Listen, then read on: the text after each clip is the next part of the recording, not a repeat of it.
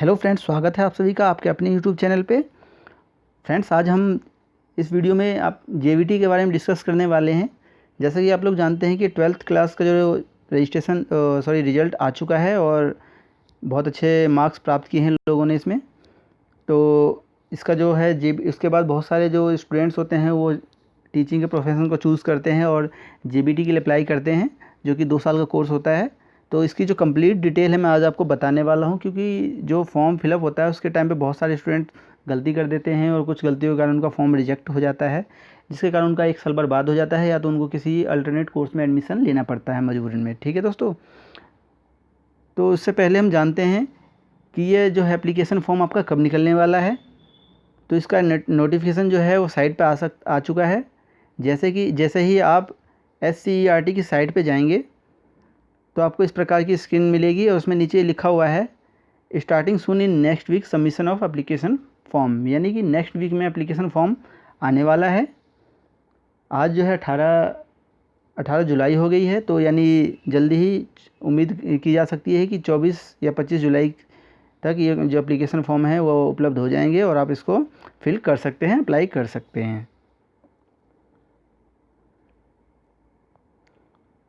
दोस्तों, इसमें एक नीचे देखिए कॉन्टैक्ट अस का भी कॉलम है। अगर आपको इसके रिगार्डिंग किसी प्रकार की कोई भी सूचना चाहिए तो आप इसमें ईमेल आईडी मेंशन है इनकी, आप इस पे जाके पूछ सकते हैं, आपको यह सही जानकारी प्रोवाइड कर सकते हैं। साथ ही साथ आप हमारे इस चैनल पे भी जुड़ के और हमारे साथ भी जुड़े रहेंगे तो आप कमेंट बॉक्स में हमसे सवाल पूछ सकते हैं, आपको सभी सवालों के सही आंसर दिए जाएंगे।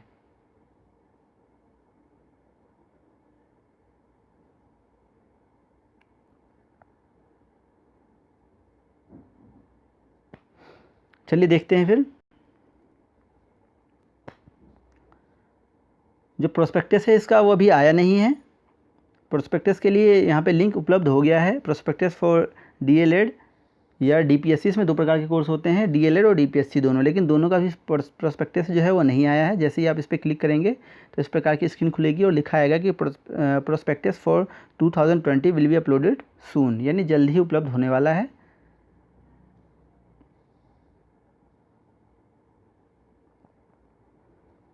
तो इस वीडियो में जो हम आपको आज डिस्कस करके बताने वाले हैं कि आपको फॉर्म कैसे फिल करना है, तो उसके लिए इसमें हाउ टू अप्लाई डीएलएड पे जाना है आपको और उसमें सारी जानकारी उपलब्ध है।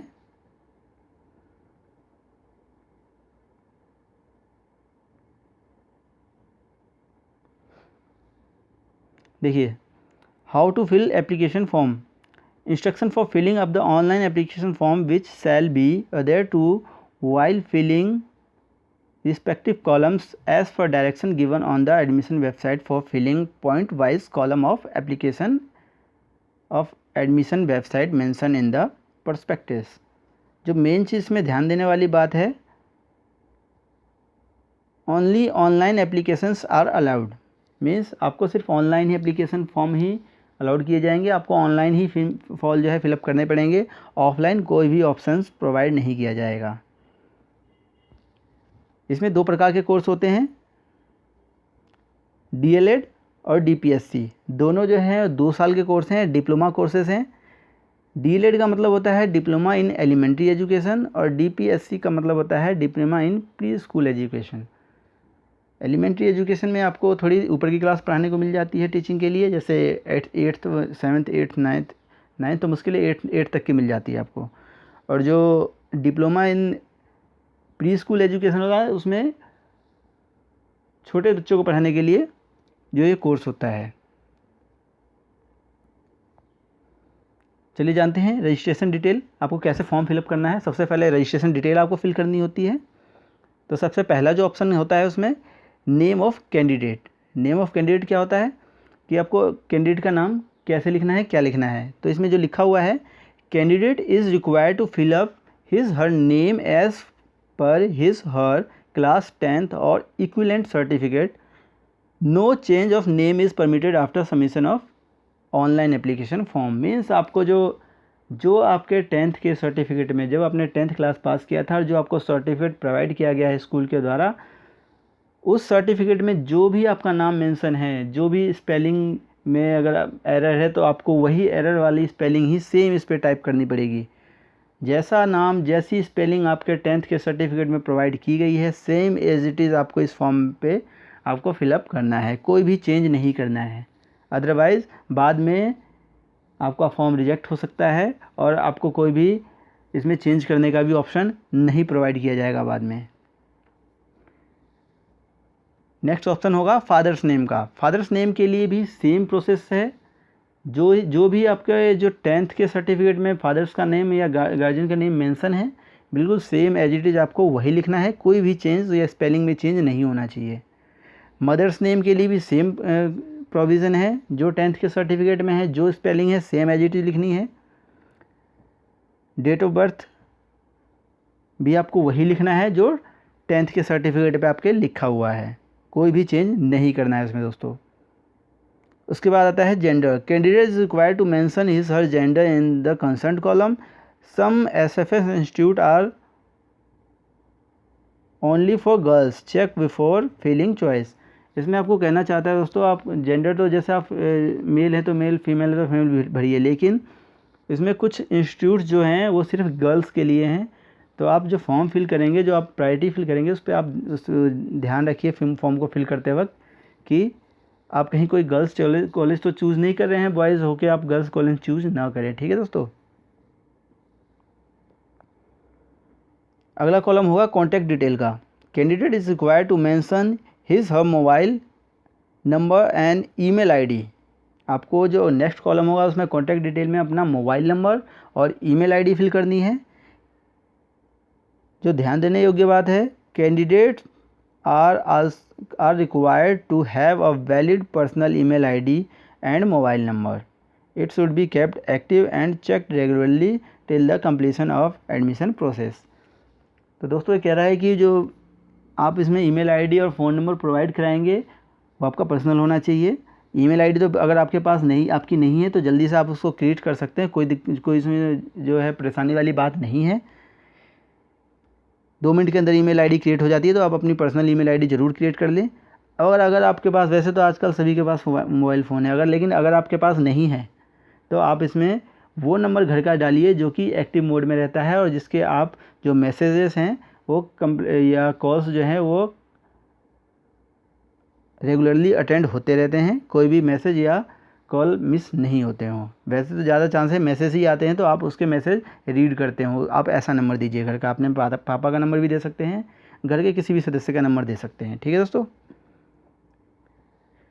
नेक्स्ट प्रोसेस है या नेक्स्ट ऑप्शन जो होगा वो चूज़ पासवर्ड का होगा। उसमें आपको पासवर्ड चूज़ करने के लिए कहा जाएगा।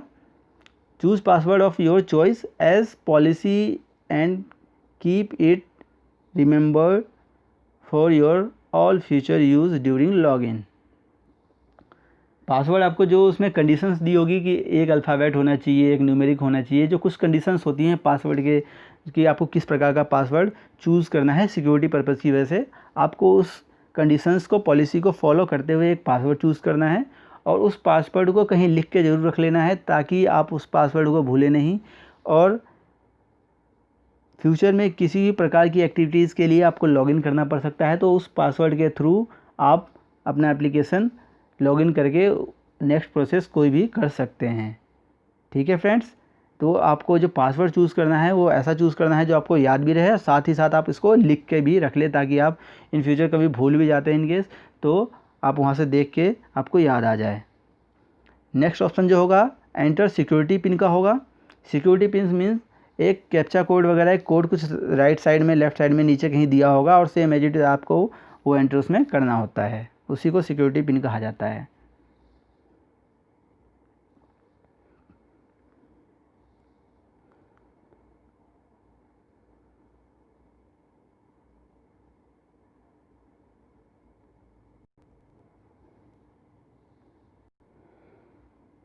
उसका जो ऑप्शन है रिव्यू रजिस्ट्रेशन डिटेल, जो सारी डिटेल फिल करने के बाद जैसे ही आप चूज़ पासवर्ड कर लेंगे और कैप्चा कोड या सिक्योरिटी कोड एंटर करेंगे उसके बाद रिव्यू रजिस्ट्रेशन डिटेल का जो है वो पेज होगा। Candidate is required to recheck all registration detail, editing of detail is not permitted after mention schedule.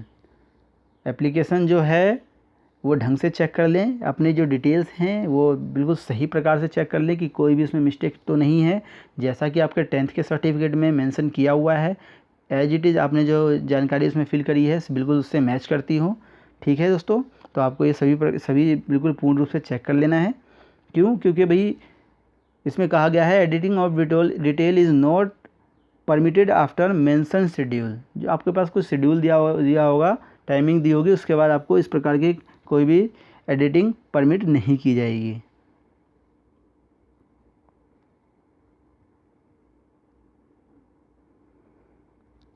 उसके बाद जो प्रोसेस होगा वो application detail, candidate is required to mention his her qualifying passing out status 12th. There is a provision for reservation of seat for following categories. उसके बाद जो होगा वो कैंडिडेट्स को अपने क्वालिफाइंग पासिंग जो 12th का पासिंग जो स्टेटस है वो आपको फिल करना है। उसमें आपने कब पास किया, उसको कैसा है। ठीक है फ्रेंड्स, कौन सी ईयर में पास किया है, ये सारी डिटेल पूछी जा सकती है उसमें और आपको फिल करना है उसमें। आप अपीयर्ड है तो अपीयर्ड भी, वैसे तो अपीयर्ड अब कोई नहीं है, रिजल्ट आ चुका है। अब आपको उसमें अपनी जानकारी इस साल की देनी, आपने इस साल पास आउट किया था, इस साल के बारे में आपको जानकारी देनी होगी। ठीक है फ्रेंड्स, उसके बाद जो है 85 seats are reserve for those candidate who have passed qualifying examination 12th pass from school study centre located in national capital territory NCT of Delhi. 85% जो सीट हैं इसमें वो सिर्फ दिल्ली के स्टूडेंट्स के लिए रिजर्व्ड हैं। ठीक है दोस्तों, 85% सीट्स सिर्फ दिल्ली वालों के लिए रिजर्व हैं और 15% seats are reserve for students who have passed the qualifying examination 12th from the school study centre outside Delhi. जो 15% सीट हैं वो दिल्ली के बाहर के लोगों के लिए रिजर्व हैं और 85% सीट दिल्ली वालों के लिए रिजर्व हैं, दिल्ली के स्टूडेंट्स के लिए रिजर्व हैं। यानी दिल्ली के जो स्टूडेंट्स हैं उनके पास काफ़ी अधिक चांसेस हैं इसमें एडमिशन लेने के। ठीक है फ्रेंड्स, तो कोई भी गलती ना करें फॉर्म्स को फिल करते समय।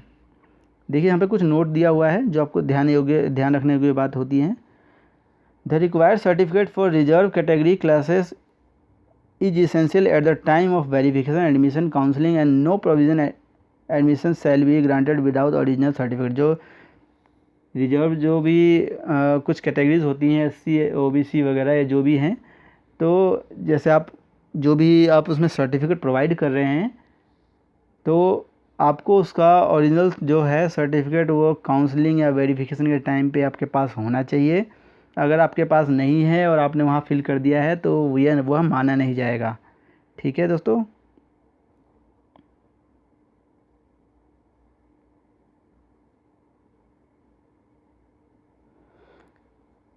कैटेगरी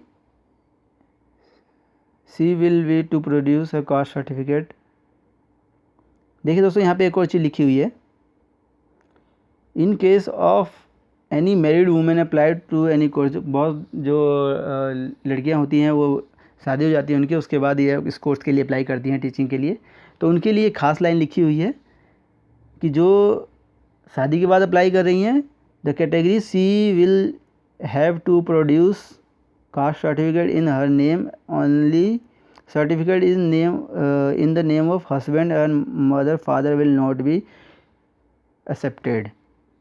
इसमें कहा गया है कि जो भी लेडी या जो भी लड़की जो भी महिला जो शादी के बाद अप्लाई कर रही हैं उसके नाम पे ही उसका जो सर्टिफिकेट होना चाहिए, कास्ट सर्टिफिकेट। ऐसा नहीं कि हस्बैंड का सर्टिफिकेट है तो उन्होंने अगर वो हस्बैंड के पास OBC का सर्टिफिकेट है और तो वो भी OBC का अप्लाई कर दें, ऐसा नहीं है। उनका पर्सनल सर्टिफिकेट होना चाहिए कास्ट सर्टिफिकेट, उसी के आधार पे ये अप्लाइड माना जाएगा, अदरवाइज एक्सेप्ट नहीं किया जाएगा।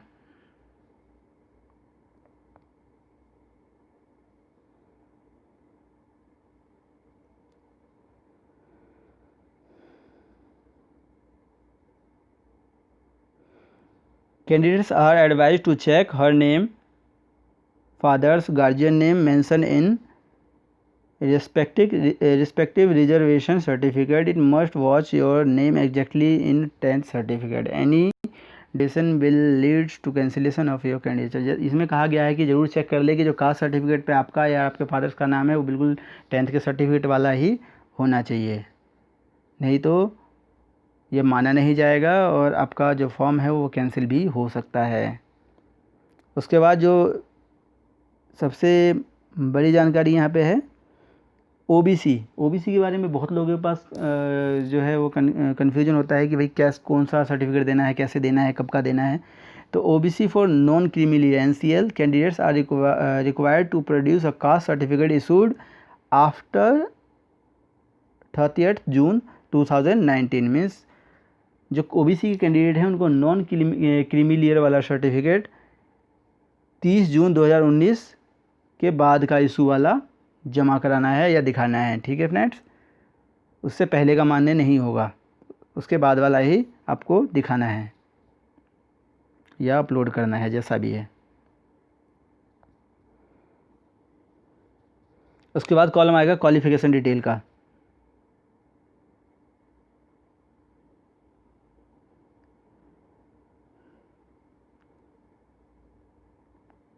Candidate is required to mention passing status, year of passing, board, कौन सा बोर्ड है आपका, किस बोर्ड से आपने पास किया, रोल नंबर उसका लिखना है, नेम, एड्रेस ऑफ इंस्टीट्यूट आपने जहाँ से पास किया उसका एड्रेस लिखना है, रिजल्ट मोड क्या था आपका और मैक्सिमम मार्क्स कितने थे और आपने कितने प्राप्त किए ऑब्टेन मार्क। ठीक है, और उसका परसेंटेज आपको कैलकुलेट करके उसमें फिलअप करना है। कौन से का, 10th का। पहले जो कॉलम होगा वो 10th का होगा और दूसरा कॉलम जो होगा candidate is required to mention passing status, year of passing, board, roll number, name. जो कंप्लीट डिटेल आपने 10th की भरी थी बिल्कुल सेम एज इट इज सारी डिटेल आपको 12th की भरनी है। तो 2 कॉलम होंगे, एक 10th का भरना है इसमें, एक 12th का भरना है।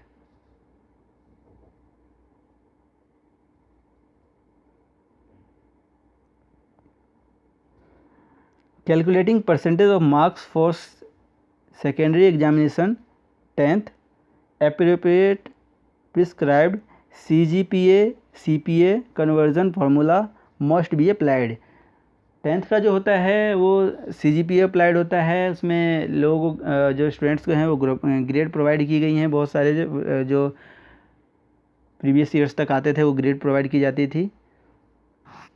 तो जो भी CGPA आपको प्रोवाइड किया है उसको आपको परसेंटेज में कैलकुलेट करके आपको जो लिखना है उसमें मार्क्स लिखना है। For example conversion of CGPA of 10th class for CBSE will be multiplied by 9.5। 9.5 से आपका CGPA मल्टीप्लाइड होता है, दैट इज CGPA जितना आपका CGPA है multiply by 9.5। The candidate has to check the conversion formula of the board mention in the marksheet. आपकी marksheet पे भी कन्वर्जन फार्मूला लिखा होता है, आपको उसको चेक करके और फिर आपको अपनी परसेंटेज निकालनी है और वो ही आपको फिल करना है। उसके बाद जो नेक्स्ट कॉलम होगा वो कॉन्टैक्ट डिटेल का होगा। Candidate is required to fill up his her name with complete postal address along with pin code, telephone number and ISD code, email and mobile number for any communication. जो contact detail का जो column होगा उसमें आपको अपना complete address with name के साथ नाम, कंप्लीट पोस्टल एड्रेस जहाँ पे जो पत्रचार्ज व्यवहार किया जा सके आपके घर पे लेटर आ सके, जिस एड्रेस पे आपको वो लेटर फिल करना है, पिन कोड डालना है, टेलीफोन नंबर प्रोवाइड करना है, STD कोड के साथ डालना है और साथ ही साथ ईमेल आईडी, आपको एक वैलिड ईमेल आईडी भी फिल करनी है और मोबाइल नंबर भी फिल करना है ताकि आपसे कम्युनिकेशन किया जा सके। Candidate are required to have valid email ID and mobile number. जैसा कि आपको पहले बताया जा चुका है कि आपका जो है एक ईमेल आईडी वैलिड होना चाहिए और साथ ही साथ मोबाइल नंबर भी जो कि चालू अवस्था में हो। ठीक है दोस्तों, ईमेल आईडी नहीं है तो आप इस क्रिएट कर सकते हैं, 2 मिनट में क्रिएट हो जाती है ईमेल आईडी। उसके बाद जो कहा गया है, in case a candidate does not have a valid personal email ID she shall need to create. जैसा कि मैंने बताया कि अगर आपके पास ईमेल आईडी नहीं है तो आप क्रिएट कर सकते हैं। Phone number, email ID of any cyber cafe or third party may lead to cancellation of your candidature. जो बहुत सारे जो स्टूडेंट्स होते हैं वो साइबर कैफ़े पे जाके फॉर्म फिल करवाते हैं और साइबर कैफ़े वाला जो होता है वो अपना नंबर या अपना ईमेल आईडी डाल देता है। तो इस प्रकार का बाद में जैसे ही इंस्टीट्यूट की तरफ से या बोर्ड की तरफ से आपको ईमेल भेजा जाता है या फ़ोन नंबर पे मैसेज किया जाता है, वो आपको प्राप्त नहीं हो पाता है, जिसके कारण आप उसको रिस्पॉन्स नहीं कर पाते हैं और आपका जो कैंडिडेचर है या जो फॉर्म है वो कैंसिल कर दिया जाता है और आप उसमें आगे एडमिशन नहीं ले पाते हैं। तो इस बात का आपको ध्यान रखना है। अगर वैसे तो आप कोशिश कीजिए खुद से फिल करें, अगर आपके पास साधन नहीं है, अगर आप साइबर कैफ़े पे जाके फॉर्म फिल करते हैं या करवाते हैं तो आप अपनी डिटेल ही डालिए। ठीक है दोस्तों। उसके बाद जो नेक्स्ट ऑप्शन होगा अपलोड डॉक्यूमेंट। डॉक्यूमेंट कैसे कौन से अपलोड करने हैं? Candidate is required to upload signature and photographs. आपको अपने सिग्नेचर स्कैन करके अपलोड करने हैं और साथ ही साथ फ़ोटोग्राफ्स भी अपलोड करने हैं स्कैन करके। उसका जो साइज़ है वो 50 KB से ज़्यादा का नहीं होना चाहिए, लेस देन 50 KB। जो फाइल साइज़ होगी जो आप स्कैन करके उस फाइल बनाएंगे उसकी जो साइज़ है वो 50 KB से कम की होनी चाहिए, वो अपलोड होगी उसमें। ठीक है दोस्तों। उसके बाद क्या करना है आपको? प्रीव्यू एंड फाइनल सबमिट का जो है ऑप्शन होगा उसमें प्रीव्यू करना है और सारी डिटेल्स आपको चेक कर लेनी है अपनी। उसके बाद आप उसको सबमिट करेंगे तो उसमें पेमेंट का ऑप्शन खुलेगा। Pay registration fee by online mode only. आपको सिर्फ ऑनलाइन मोड के द्वारा ही इसको पे करना है। फ़ी payment of rate 250 be made by online mode only towards application fee. कितने का जो पेमेंट करना है आपको? 250 रुपये का, 250 का ऑनलाइन मोड में पेमेंट करना है आपको। आप इसको नेट बैंकिंग, क्रेडिट कार्ड या डेबिट कार्ड के द्वारा पेमेंट कर सकते हैं। अगर आप पेमेंट नहीं करते हैं तो आपका जो फॉर्म है वो ऑटोमेटिकली रिजेक्ट कर दिया जाएगा। सबसे मुख्य बात जो है इसमें फिल चॉइस ऑफ डाइट या private SFS institute. Candidate is required to fill code numbers where she wants admission of self financing recognized private institute affiliated to SCERT Delhi in order to her preference। जो preference हैं वो आपको ध्यान से देख लेना है। उसमें जो ये कॉलेज की या जो इंस्टीट्यूट की लिस्ट है वो साइट पे अवेलेबल है, या जो आप प्रोस्पेक्टस आएगा उसमें भी यह मिलेगा आपको सारे इंस्टीट्यूट और उसके कोर्स मिलेंगे आपको। जो इसमें प्रिफरेंस लिस्ट होगी उसमें आपको इस प्रकार से इसको भरना है कि आप कौन से इंस्टीट्यूट में पहले एडमिशन लेना चाहते हैं। जो आपको जो एडमिशन मिलेगा उस लिस्ट के आधार पर ही मिलेगा कि जिसको आपने प्रीफर किया होगा और आपके मार्क्स उस इंस्टीट्यूट के क्राइटेरिया में आते होंगे तो आपको एडमिशन उसमें मिल जाएगा।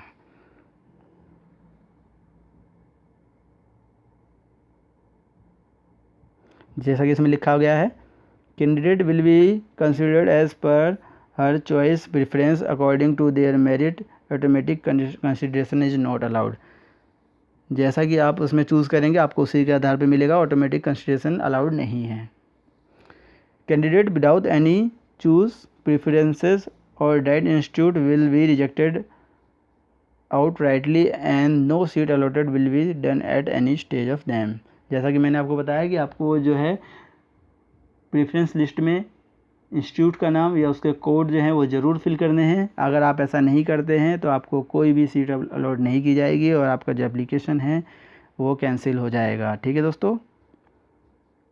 उसके बाद आपको फाइनल रिव्यू करना है और उसका प्रिंट आउट ले लेना है तो आपका फॉर्म ये फिल हो चुका होगा। तो इस प्रकार से आपको अपना फॉर्म अप्लाई करना है। आपको किसी भी प्रकार की कोई गलती नहीं करनी है। मैंने आपको सारी प्रोसेस स्टेप बाय स्टेप समझा दिया है। फिर भी आपको अगर कहीं डाउट होता है तो आप कमेंट बॉक्स में आके कमेंट करके हमें अपने डाउट्स क्लियर कर सकते हैं। किसी भी प्रकार का डाउट हो तो आप हमें कमेंट बॉक्स में आके पूछें, आपके जो क्वेश्चंस होंगे उसका आंसर किया जाएगा। तो फ्रेंड्स, आज की वीडियो यहीं समाप्त होती है। वीडियो को लाइक ज़रूर करें और साथ ही साथ अगर आप इस चैनल पर पहली बार आए हैं तो चैनल सब्सक्राइब करना बिल्कुल ना भूलें और बेल आइकन को भी ज़रूर प्रेस कर दें ताकि कोई भी इम्पोर्टेंट वीडियोस आप मिस ना कर पाएँ। चलिए दोस्तों, मिलते हैं नेक्स्ट वीडियो में और भी महत्वपूर्ण जानकारियों के साथ।